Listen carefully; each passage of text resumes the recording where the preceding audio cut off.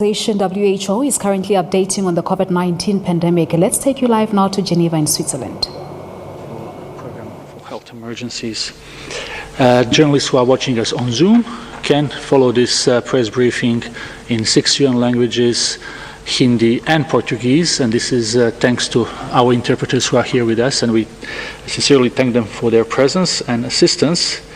Journalists may also ask questions in 6 UN languages and Portuguese when we get to that section of the press briefing. I will give the floor now to Dr. Tedros for his opening remarks.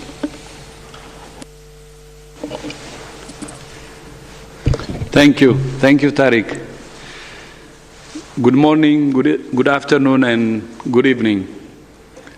Tomorrow marks 6 months since WHO received the first reports of a cluster of cases of pneumonia of unknown cause in China. The 6 months anniversary of the outbreak coincides with reaching 10 million cases and 500,000 deaths. This is a moment for all of us to reflect on the progress we have made and the lessons we have learned, and to recommit ourselves to doing everything we can to save lives. 6 months ago, none of us could have imagined how our world and our lives would be thrown into turmoil by this new virus. The pandemic has brought out the best and the worst of humanity. All over the world, we have seen heartwarming acts of resilience, inventiveness, solidarity, and kindness.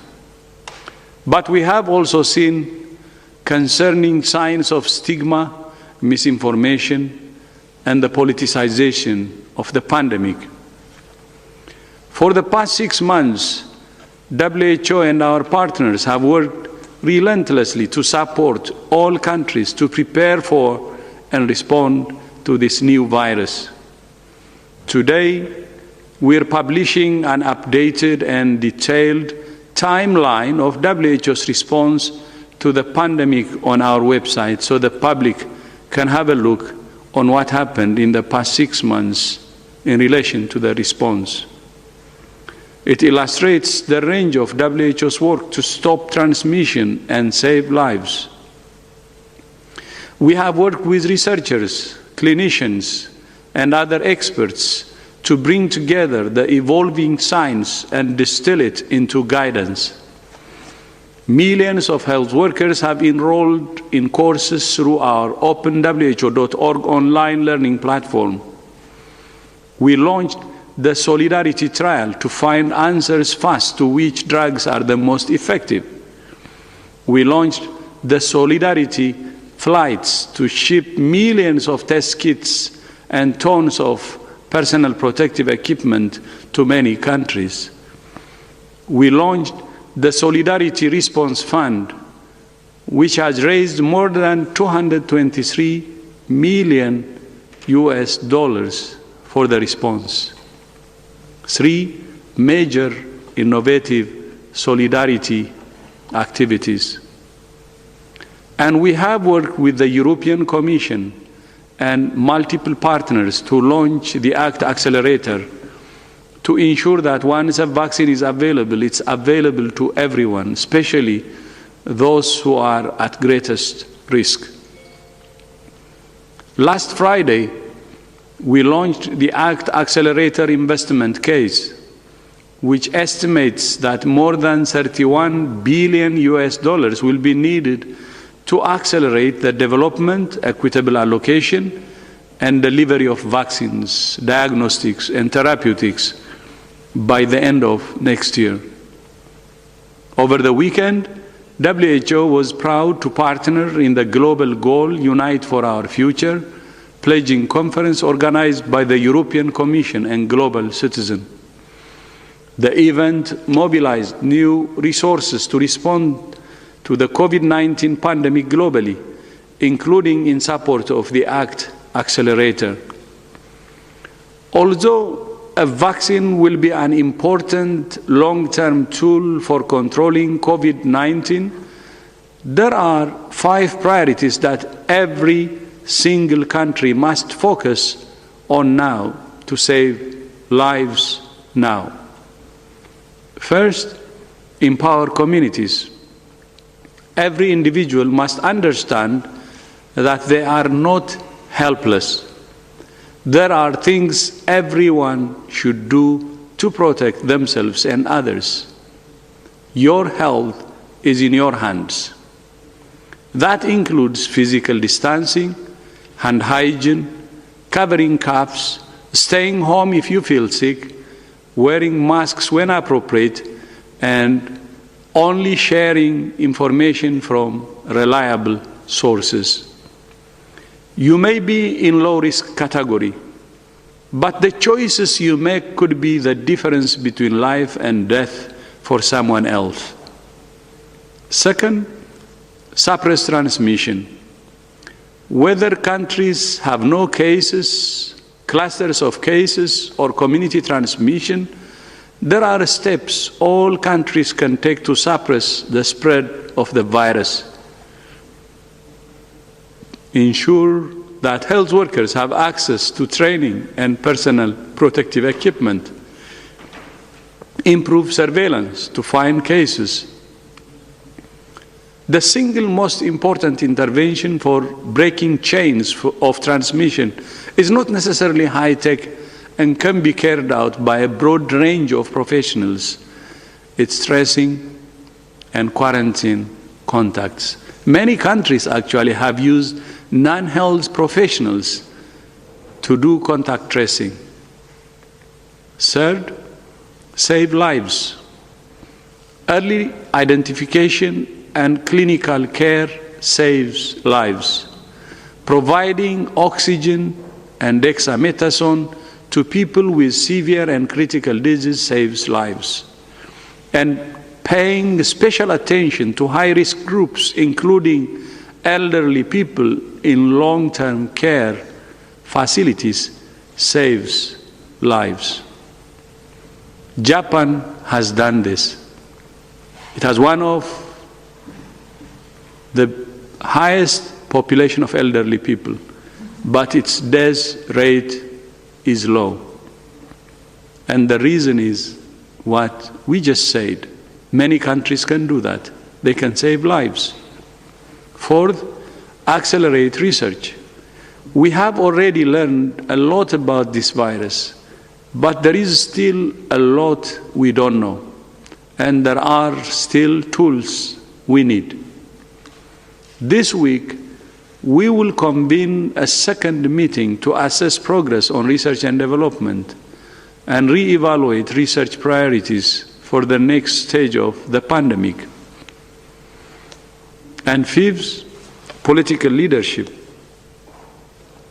As we have said repeatedly, national unity and global solidarity are essential to implementing a comprehensive strategy to suppress transmission, save lives, and minimize the social and economic impact of the virus.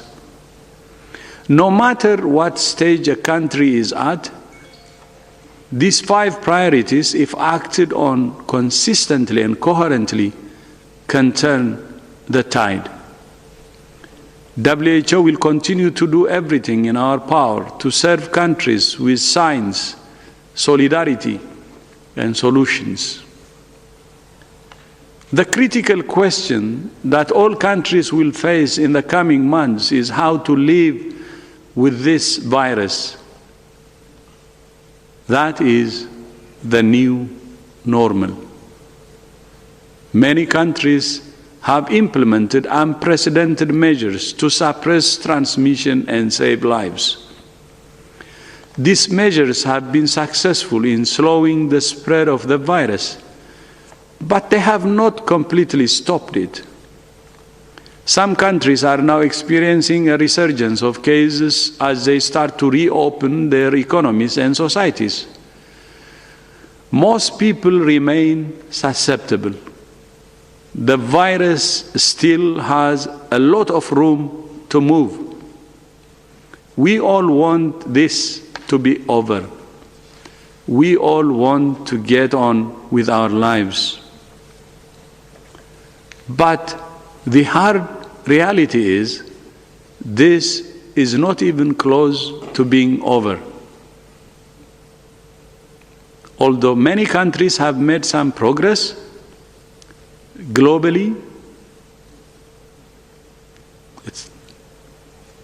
the pandemic is actually speeding up.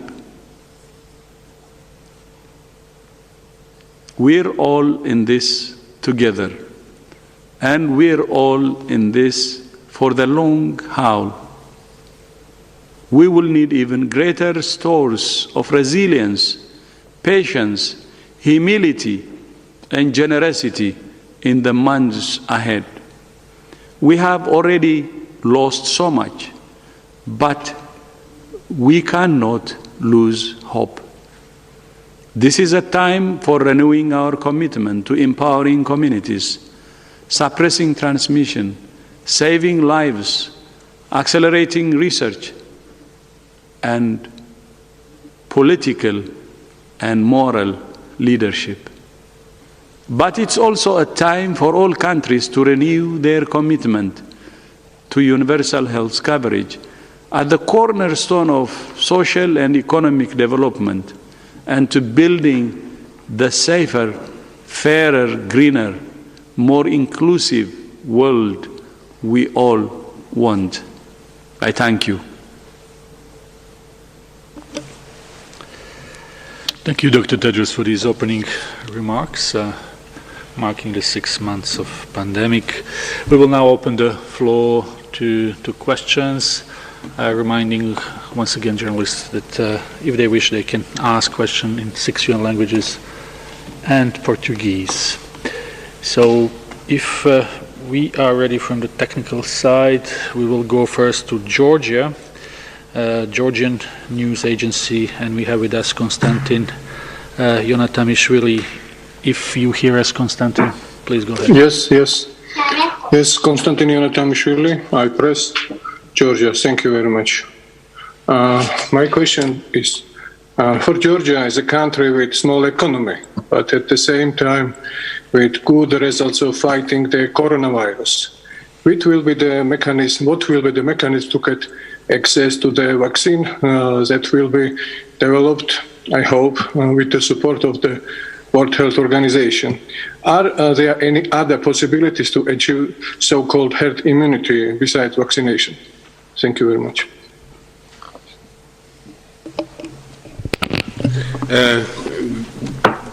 Good afternoon.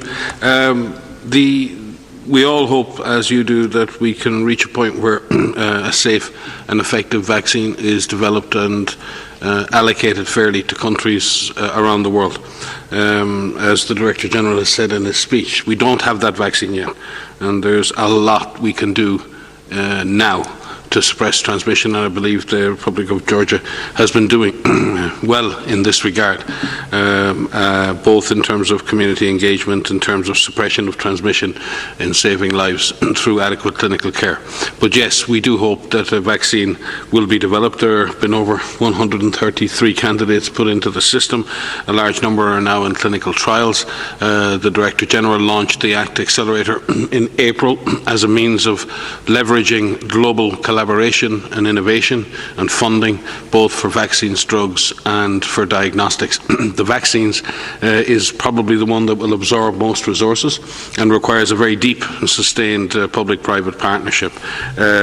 It is the best means for countries to access the vaccine, and we have to find a way to ensure that regional alliances that are growing to develop contracts with companies for vaccines are linked to a global movement that ensures that those vaccines are made available to all countries. The Gavi, CEPI and WHO are working together on COVAX, the initiative for coronavirus vaccines. As part of that, large advanced market commitments are being put together in order to secure vaccine production. There is no other means of achieving adequate herd immunity. The herd immunity is a term usually reserved for the use of vaccines. But we also have to be cautious and careful. We desperately hope, and we can see tremendous work towards safe and effective vaccines, but there are no guarantees of such. And therefore that's why we have so many candidates in testing, so we have an opportunity to find the best one. But the only other way that a virus like this may be suppressed is by us breaking the chains of transmission. If you accept that you cannot do that, then the only option is to let this virus run free through society, and we have already seen the horrific impacts of that. And therefore reducing mortality, suppressing transmission while waiting for the arrival of a safe and effective vaccine right now is our best strategy for stopping this disease.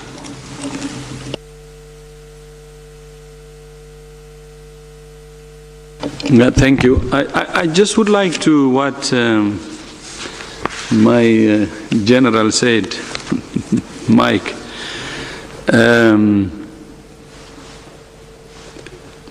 You know, herd immunity is very difficult even when we have vaccines, because we need to have a high coverage of vaccine use to have herd immunity, and Mike had already said it. To be honest with you, I think it would be important to focus on what is at hand now. What is at hand now is the simple public health solution we have, that many countries use to suppress the transmission and to save lives. I will give you one example, which is a country, South Korea. In February, I remember, South Korea had the second largest number of cases after China. I spoke with the health minister, and the foreign minister came to Geneva to discuss with us in our headquarters here. We agreed on the comprehensive approach, and we agreed on implementing what's at hand to save lives and to suppress the transmission. And South Korea has shown to the world that without even vaccines or therapeutics, that it can take the number of cases down and suppress the outbreak. So our message to the world is, if the government can do its best in testing, contact tracing, isolating, quarantining cases, like what South Korea did, and if the communities, not only the government, but in addition to the government, the communities take their responsibility of doing what's expected of them, starting from hand hygiene to the rest that can be done personally, this virus can be suppressed. Time after time and country after country, what we have seen is this virus can be suppressed if the governments are serious about the things they have to do, their share, and if the community can do its share. So while doing our best to find a vaccine, which is the right thing to do, our advice from WHO is we should do everything we can using the tools we have at hand. Because many countries, including the one example, Korea, I can give you a list of countries, have shown that this virus can be suppressed and controlled using the tools at hand. So the basics are still important, and the basics are non-pharmaceutical.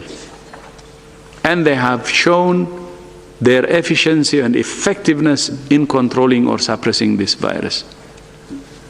The reason I'm stressing this is the virus is spreading aggressively. It's very tragic to report to you that we have already surpassed the 10 million cases and 500,000 deaths. Still, this could have been prevented through the tools that we have at hand. And please, focus on the tools at hand. Of course, we appreciate the investment you're doing in finding more technology, vaccines and therapeutics. But that should be in addition to the maximum use of the tools at hand. And these are the simple solutions that the government can do and the public can do. And we have already outlined those. So that's our message. It's 6 months since the virus started. It could be like a broken record to say exactly the same thing, but the same thing works. Test, trace, isolate, and quarantine cases. That's for the government to do. And second, hand hygiene for each individual. Of course, wearing masks and the other things that can be done, social distancing at individual level. It works and save lives. And that's still our message. But of course we should look for vaccines and the rest. But the simple and basic public health works, and that's what we're saying. Thank you. Thank you, Dr. Ryan and Dr. Tedros, for this answer. We will now go to Michael Bosyurkiv, who is a contributor to CNN. Michael, the floor is yours. Yes, can you hear me? Yes. Thank you for taking my question. Good morning from British Columbia. Director General, this question relates to your opening statement that the pandemic has brought out the best and worst in humanity, including politicization of the pandemic. Just a few days ago, Marco Rubio, Richard Gere were among 500 people who warned in a letter that democracy is under threat by certain authoritarian leaders due to coronavirus. They cited parliaments being sidelined, journalists arrested, minorities scapegoated, and most vulnerable sectors of the population face alarming new dangers. My question is the following, sir. Ambassador William Taylor told me that strongmen do not seem to be winning against COVID-19. That the virus is having a devastating effect on strongmen who aren't taking the steps that need to be taken. Do you have an opinion on that, or do you agree? Thank you. No, can you repeat? Sorry, I didn't know the ambassador you mentioned actually. Oh, sorry, it's Ambassador William Taylor. He's quite well known as a U.S. ambassador. He was in the congressional testimony a few months ago, served in various places around the world. And he's now with the U.S. Institute of Peace and studies strongmen a lot. And he said that if strongmen believe that they can take advantage of COVID-19 to suppress civil liberties, they're wrong, that this will backfire on them. Mm-hmm.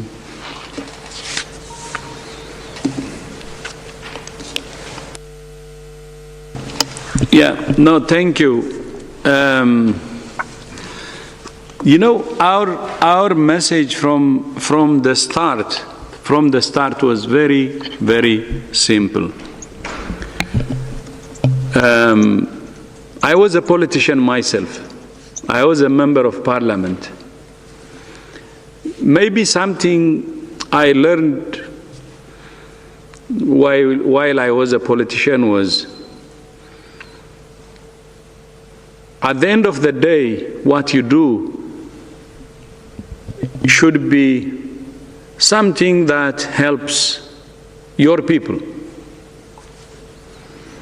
And one thing maybe I learned, the biggest lesson is, even if we belong to different political parties, the citizens of that any country, you bring any country, are the same. So whether we belong to the right or left, or we're the center, what they call progressive party, what matters at the end of the day is what we do good for the people. Then if you take COVID, if you see it in doing good for our citizens, what you do is saving lives. Because even one life is important, whether it belongs to the left, to the right, or to the center. And that's why from the start we said, please, quarantine COVID politics. Please, we need national unity. Unity at the country level. Unity among political parties. Unity across ideologies. Unity across beliefs. Unity across races. Unity across any differences you can mention. Because there was a reason why we said that. This virus has two dangerous combinations. And we have said it many times. And even the international expert group that visited China, that was composed of many countries, including the US, Germany, Japan, Nigeria, Korea, Singapore, many countries actually, a very diverse, Russia, a very diverse group of international experts said this virus has two dangerous combinations. One is it's fast, it's contagious. Second, it's a killer. And it can exploit divisions between us across all the lines which I have said. And that's why WHO has been saying, please avoid any division. Any differences could be exploited by the virus. And that we have to fight this virus in unison.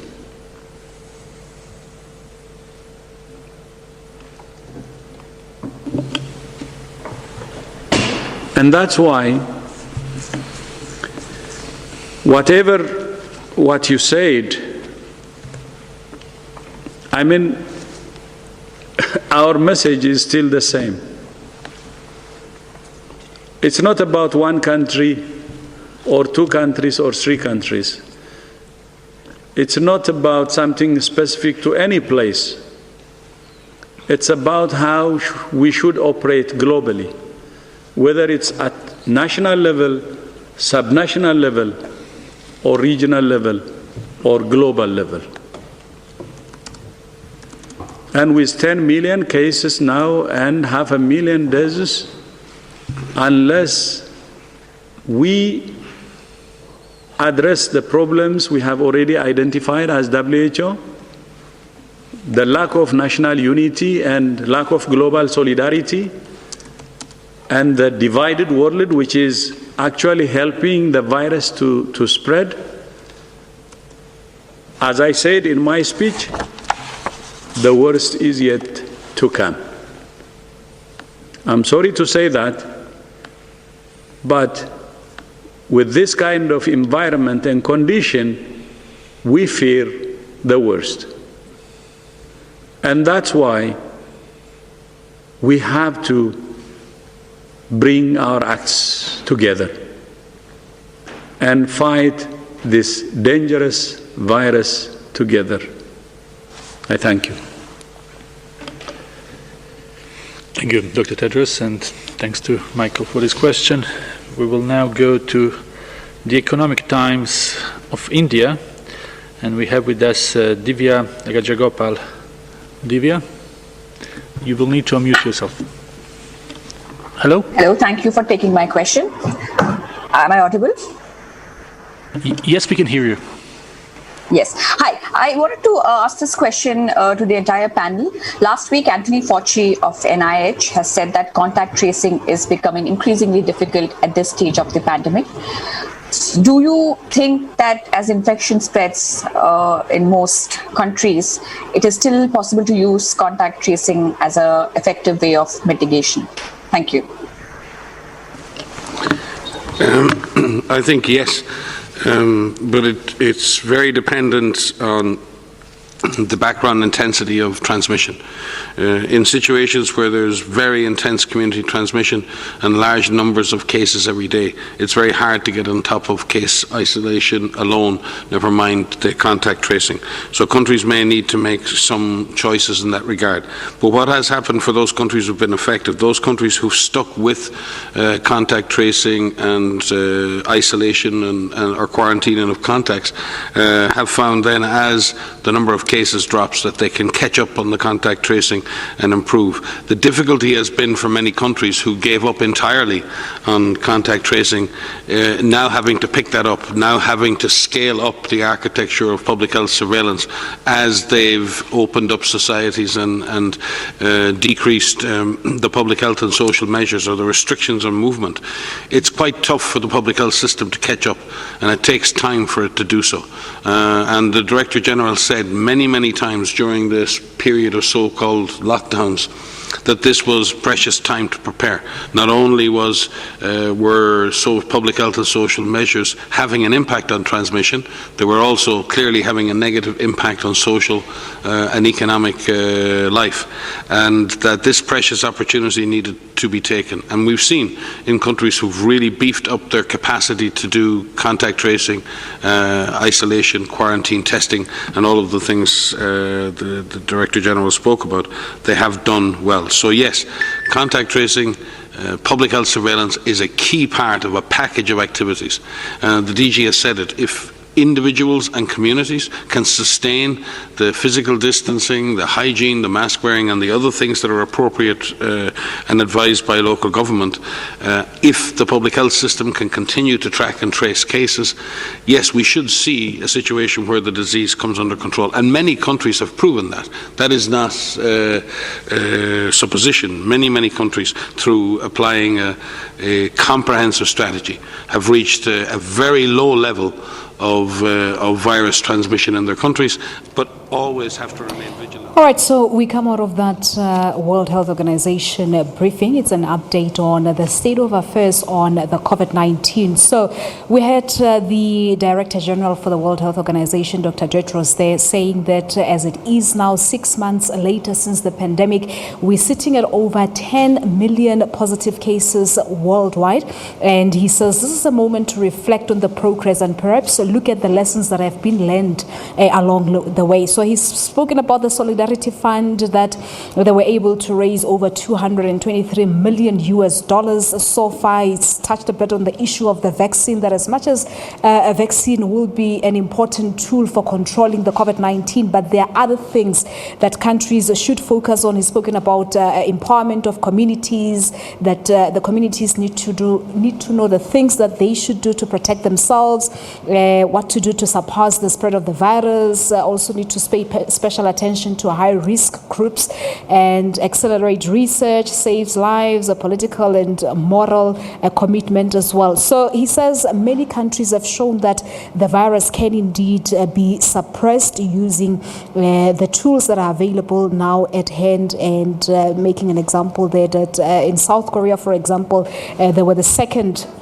largest after China in terms of the number of positive coronavirus cases, but he had to engage the government there, and they agreed on a comprehensive plan, and that's why things are looking a bit better there. So he is really giving an update on how things are looking 6 months later, and that's where we leave it. Unfortunately, that's it for SA Today this Monday afternoon. We thank you so much for watching. At the top of the hour, we'll take you back to Auckland Park for the full view. But for myself and the entire SA team here in Nasrec, we thank you so much for watching. They say it nicely in Afrikaans. We'll see you tomorrow. Good night.